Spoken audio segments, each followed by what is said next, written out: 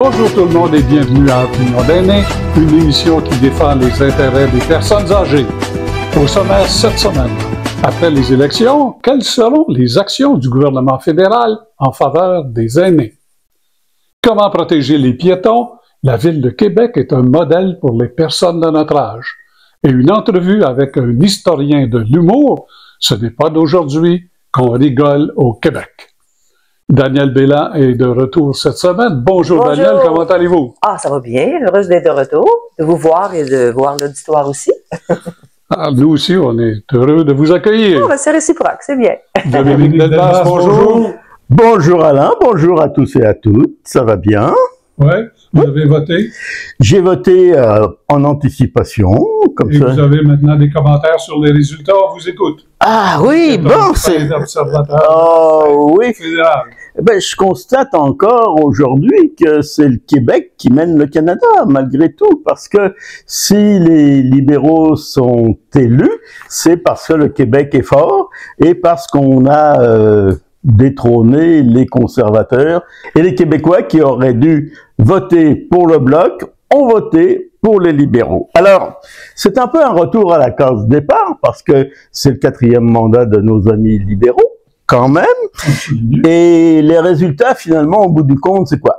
Un changement de chef, un nouveau chef, et les libéraux ont encore eu le Québec pour se faire élire. Alors, Canada est toujours divisé, les libéraux augmentent leur siège au Québec. Le Bloc et le NPD ont fondu, ce qui a permis aux libéraux de passer, et Poilievre, il a mangé la poussière dans son comté, avec Monsieur Tsing, c'est l'homme qui a le nid de guêpe sur la tête, là, ils vont se chercher des jobs parce que ils en ont plus. Alors, c'est quand même un vote quand même pas historique, parce qu'on dit que tout est historique aujourd'hui, mais c'est la première fois depuis longtemps que les conservateurs ont un aussi grand nombre de votes. Un assez grand couvert. Oui, les sondages ne prédisaient pas ça, là. Non. Non, c'est une bonne performance. Alors, le Bloc québécois est affaibli, mais il a encore une certaine influence sur le pouvoir, donc il pourra appuyer sur Monsieur McCartney, Monsieur Carney. C'est pas Monsieur McCartney, c'est Monsieur Carney, pour des décisions envers le Québec. Alors, ce qui est surprenant, je pense que vous l'avez constaté vous aussi, c'est qu'à aucun moment dans la campagne, on a parlé des aînés. C'est vrai. Pas souvent. Moi, j'en ai pas entendu parler. Je trouve que les élections, c'est bien pour les gens qui restent dans les CHSLD et les maisons de retraite, parce que là, ils ont de la visite. Les députés ou les futurs députés ou les apprentis députés vont les voir. Alors ça leur fait de la visite quand même, et c'est le seul moment où les députés ou les futurs députés vont voir les vieux et parlent des vieux. Alors c'est ce que j'ai constaté moi dans ces élections-là. D'accord, et vous? Ben justement, Dominique et moi, on a une conversation par rapport à ça. Il dit, ben tu pourrais parler de ce que la politique parle pour les aînés. J'ai dit, j'ai rien entendu.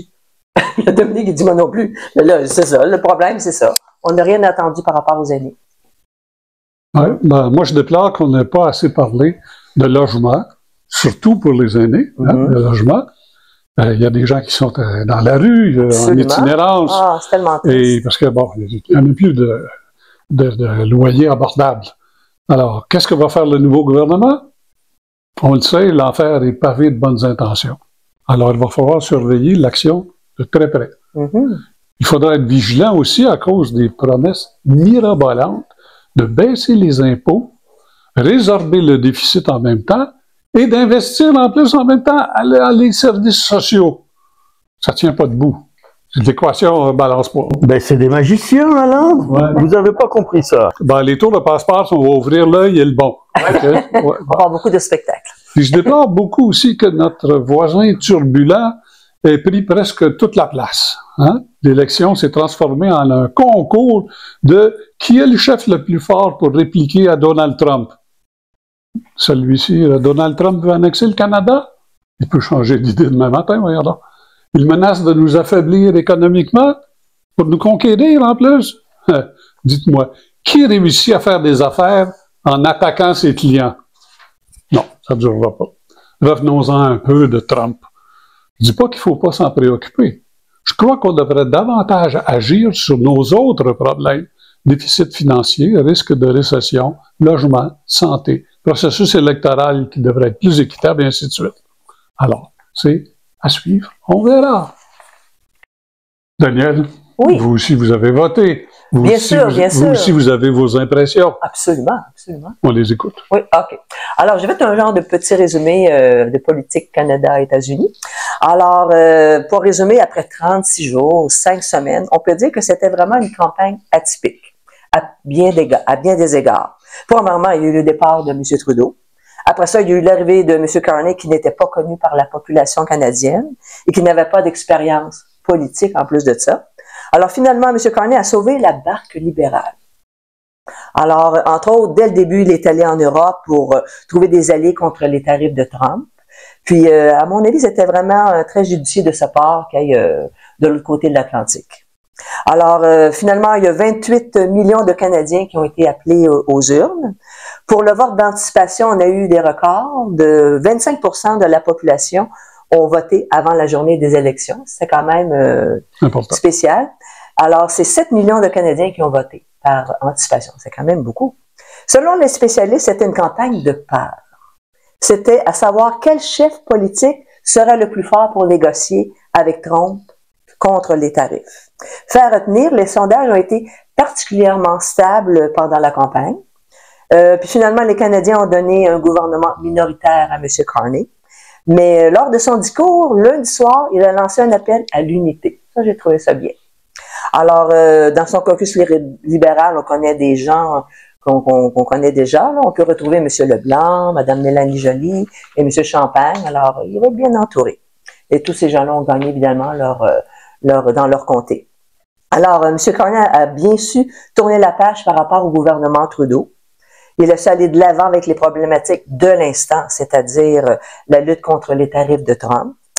Et selon les spécialistes, si on parle de M. Lelièvre, pendant la campagne, il s'est trop acharné sur la politique de Trudeau. Mais Trudeau, il n'était plus au pouvoir. Alors, on a vu finalement M. Poilievre qui a perdu dans son comté, en Ontario. Finalement, c'était une lutte binaire entre Carney et Lelièvre. On n'avait pas vu ça depuis 1958. Ça faisait quand même longtemps. Alors, c'est quand même spécial que les élections arrivent en même temps que le 100e jour d'entrée au pouvoir de Trump. Alors, Trump, il est supposé de fêter ça, mais je sais pas pourquoi, là. Il va s'auto-tarifer. Ben, c'est ça. Évidemment, Trump, il a fallu qu'il mette son petit grain de sable sur notre télévision pour nous redire qu'il voulait qu'on soit le 51e État des États-Unis. Il a écrit à un moment donné un genre de texte, là, c'est bon à faire un petit résumé de ça. Il a dit « Élisez l'homme qui aura la sagesse de réduire vos impôts de moitié, d'augmenter votre puissance militaire gratuitement au plus haut niveau mondial, de quadrupler la taille de vos entreprises dans le secteur de l'automobile, de l'acier, l'aluminium et de l'énergie sans tarif ni taxe. » Je suis presque essoufflé de dire ça comme ça. Là. Oh, c'est essoufflant. C'était époustouflant même.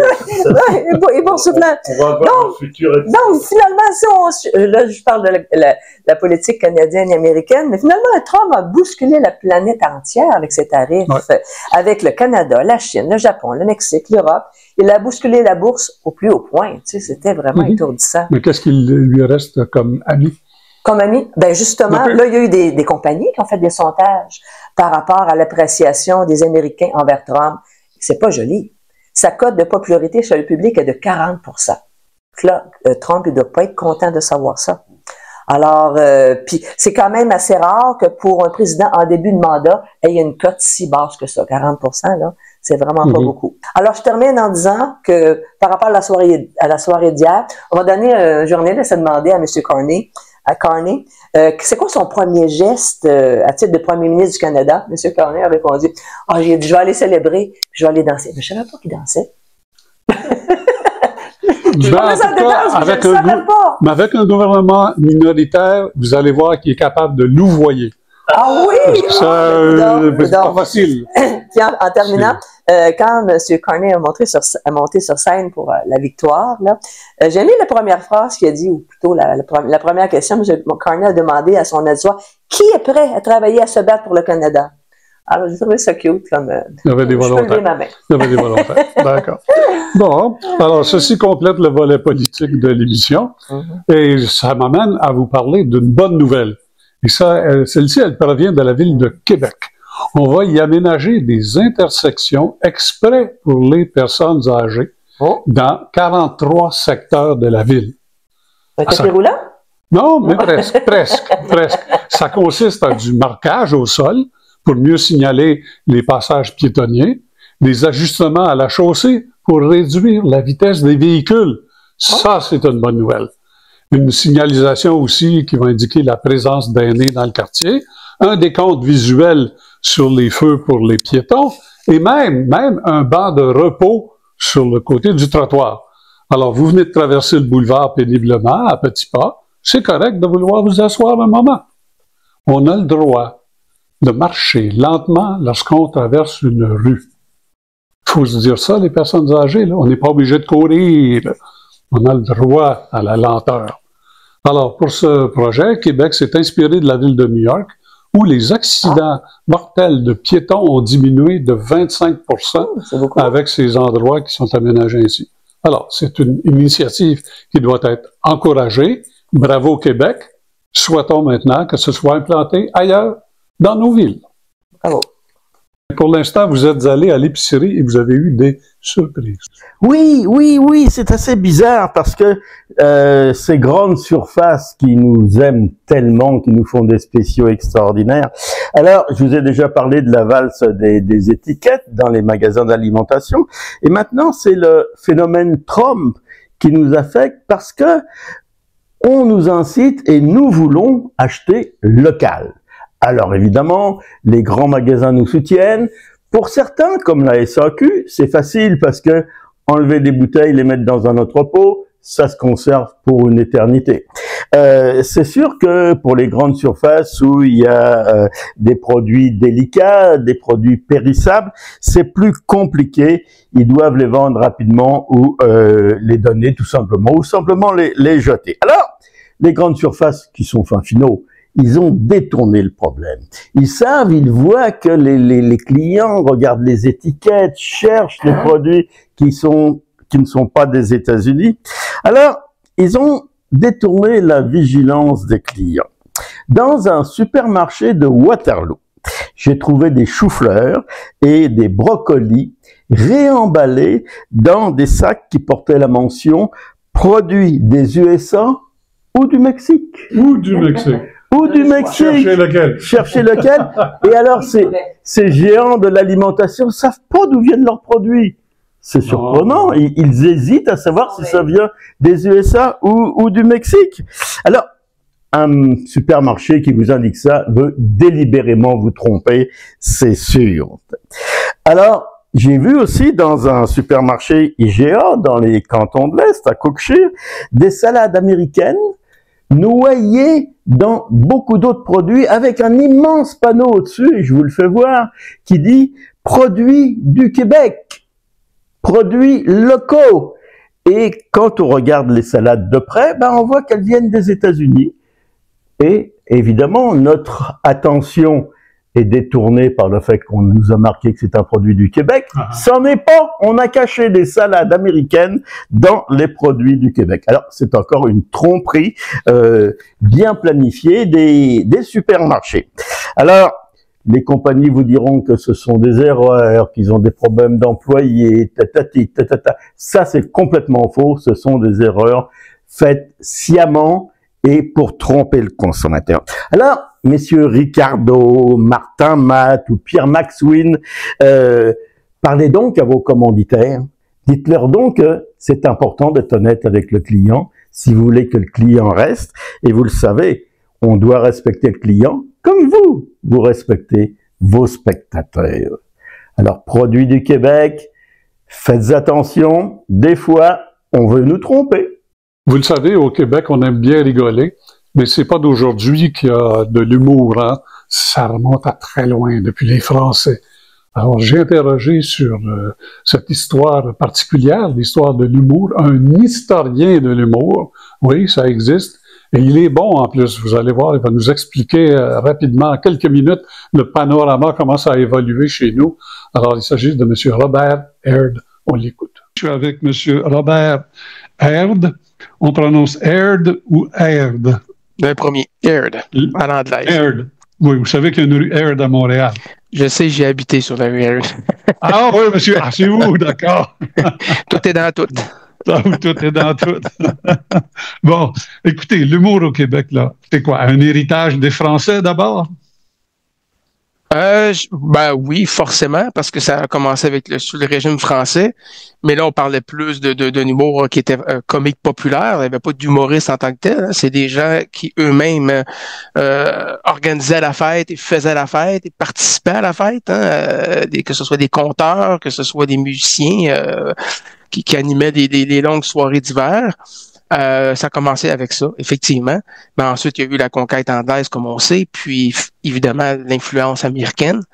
Je pense que les Américains ont au final eu une influence plus grande que les Français à cause des troupes burlesques. Télévision.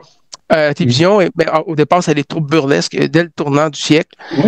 Donc, tout début, fin du 19e, tout au début du 20e siècle, des troupes américaines burlesques qui venaient à Montréal. C'était du slapstick comédie, donc c'était en anglais, mais comme le comique était un peu à la Charlie Chaplin, hein, coup de pied au derrière, puis un jeu très physique. Disons que les Montréalais francophones dans la salle comprenaient les blagues, là. Mais après ça, les troupes burlesques américaines ont cessé de venir ici pendant la Première Guerre mondiale. Et là, il y a eu Arthur Pétry et Olivier Guimond, des Franco-Ontariens, qui ont fondé la première troupe canadienne. Et au début, ils jouaient en anglais. On parle des années 20, au début des années 20. Ils jouaient en anglais, mais ils se rendaient compte, avec l'exil rural très important, que des salles, finalement, montréalaises étaient composées essentiellement de francophones. Donc, ça avait changé. Et là, ils ont fait pression sur des propriétaires anglophones. La plupart étaient des Syriens ou des Libanais. Donc, ils faisaient pression pour pouvoir jouer en français. Au départ, il y a eu une espèce de compromis, c'est-à-dire qu'ils jouaient en français et en anglais, mais ils laissaient le punch était en français. Alors, et puis tranquillement. Ça se passait ça dans des cabarets, hein? Beaucoup dans des cabarets. Donc, là, ici, c'était dans des salles de théâtre. Dans des salles de théâtre. Okay. Dans des salles de théâtre, il y en avait plusieurs à Montréal, il y en avait beaucoup. Et c'était le théâtre burlesque roulait vraiment beaucoup, là, des années 20 jusqu'à dans les années 50, jusqu'à l'arrivée justement des cabarets et de la télévision. Le théâtre burlesque, c'était la scène principale duquel l'humour québécois se manifestait. Si on regarde la poune Rose Ouellette, Théâtre national de 1936 à 1952-53, c'était 7 jours sur 7, 2 représentations par jour, presque 365 jours par année. Je pense que c'était quelque chose comme 360, 362 jours par année, avec des fois des spectacles spéciaux à Pâques puis tout ça.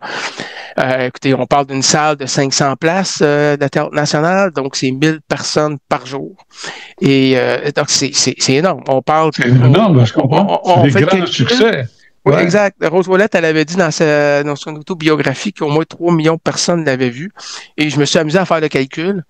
Et puis, je suis arrivé à peu près au même chiffre qu'elle. Donc, c'est 3 millions de gens qui ont vu Rose Ouellette, la poune, sur scène. C'était presque tout le Québec francophone, ça. Oui, c'est un peu comme La Petite Vie qui rassemblait plus de la moitié de la population québécoise. Et donc, la très grande majorité de la population francophone, on parle de 4,5 millions de téléspectateurs. C'est incroyable.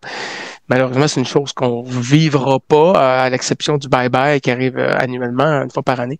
Je pense pas que nous allons vivre ça, étant donné la situation maintenant. La fragmentation des auditoires aussi. Exactement, la télévision traditionnelle qui s'en va sur le déclin. Aujourd'hui, l'humour, c'est une industrie. Il y a des barrières à l'entrée, c'est pas évident. Est-ce que c'est facile de faire de l'humour pour un artiste ou si c'est une carrière qui doit être planifiée avec un gérant et tout ce que vous voulez? Au départ, ils n'ont pas les moyens d'avoir un gérant, ça c'est sûr. Le passage à l'École nationale de l'humour, effectivement, je dirais pas, c'est pas un passage obligé. Surtout maintenant avec l'avènement de TikTok, parfois ça peut arriver que quelqu'un se fasse connaître seulement en TikToker, puis tranquillement il va aller faire de la scène. Ça arrive, il y a des humoristes qui font de la scène et puis ils ont commencé avec TikTok. Alors ça vient changer un petit peu les choses, mais il reste que c'est sûr que de passer par l'école, ça ouvre des portes parce qu'on se fait des contacts, on se fait des connexions, on se fait une réputation. Mais il y a beaucoup d'humoristes quand même. Mais l'offre la demande est là, mais c'est sûr que ça peut être long avant qu'on. Tu sais, pour un humoriste, le succès ultime, ça reste le one-man show. Il a beaucoup animé un paquet de podcasts, être TikToker, avoir 30 000 followers, puis tout ça. Il reste qu'un humoriste, en tout cas la plupart, je pense que ce qu'ils veulent, c'est avoir leur one-man show. Je vais vous poser une dernière question assez brève. J'ai l'impression parfois que l'humour québécois, il y a beaucoup d'autodérision et ça ressemble souvent à de l'humour juif. Je me trompe? Non, je pense que non, effectivement. Je pense qu'il y a une comparaison à faire à ce qui a trait à l'autodérision. Ça a toujours été le cas au Québec, en fait. Il y a toujours beaucoup d'autodérision. Je pense que c'est le fait qu'on est un peuple qui lutte contre son assimilation. Et pour moi, l'humour au Québec a toujours joué un rôle. Il joue encore un rôle de cohésion sociale. Vous savez, on reste un grand village, puis dans lequel on trouve notre confort, notre sécurité. Mais comme dans tout lieu, il y a des contraintes, il y a des frustrations, il y a des désaccords, et on passe par l'humour pour mieux faire passer tout ça. Donc, ça joue un rôle de régulateur pacifique, je trouve. Et je pense que l'humour au Québec joue encore ce rôle-là. C'est peut-être pour ça qu'il est aussi populaire aussi, qu'on a autant d'humoristes, que les salles sont toujours aussi pleines. On a besoin de ça, oui, de se taper sur la gueule. Eh bien, nous, on en rit. On va rire de nos défauts. Et d'ailleurs, si on compare à d'autres endroits, c'est beaucoup moins polarisé.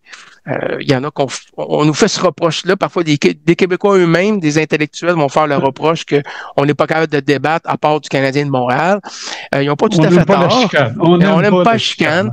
Ils n'ont pas tout à fait tort, mais en même temps, je me dis, c'est toute une qualité. Je regarde du coup dans le sud, puis je me la frontière, là, puis je me dis que je pense qu'on est tous bien de rire un peu de soi-même plutôt que de se taper sur la gueule. Excellent. Oui. Très intéressant, M. Herbe. Je vous remercie beaucoup et j'espère vous retrouver bientôt pour faire des petites capsules sur des humoristes qui ont marqué leur époque et qui nous ont fait rire. Eh bien, pourquoi pas. Merci beaucoup. Merci. En conclusion à cette émission, voici maintenant notre pensée positive de la semaine qui est choisie par Daniel. La dernière fois que j'ai fait une émission avec vous, c'était sur Antonine Maillet. Puis elle disait une phrase, pour fermer la parenthèse par rapport à ce sujet-là. Elle disait une phrase, puis j'ai essayé d'avoir son accent, l'accent de Madame Violet, c'est ça? Viola Légère. Viola Légère, exactement, qui interprétait le rôle de la Sagouine. Alors avec l'accent et un petit peu l'intonation, elle disait « Le bonheur, c'est pas d'avoir quelque chose, c'est de savoir qu'on va l'avoir. » Oh, vous sagouinez bien. Ah ben oui, mais j'ai suivi des cours de comédie, alors ça fonctionne, ça fonctionnait. Alors, c'était la bonne pensée de la semaine. Hein? Et voilà. Alors, merci beaucoup. À la semaine prochaine, tout le monde, n'est-ce pas? Merci Daniel, merci Dominique. Merci à vous, cher public. Distribuez cet enregistrement que vous écoutez, mais surtout, profitez de la vie.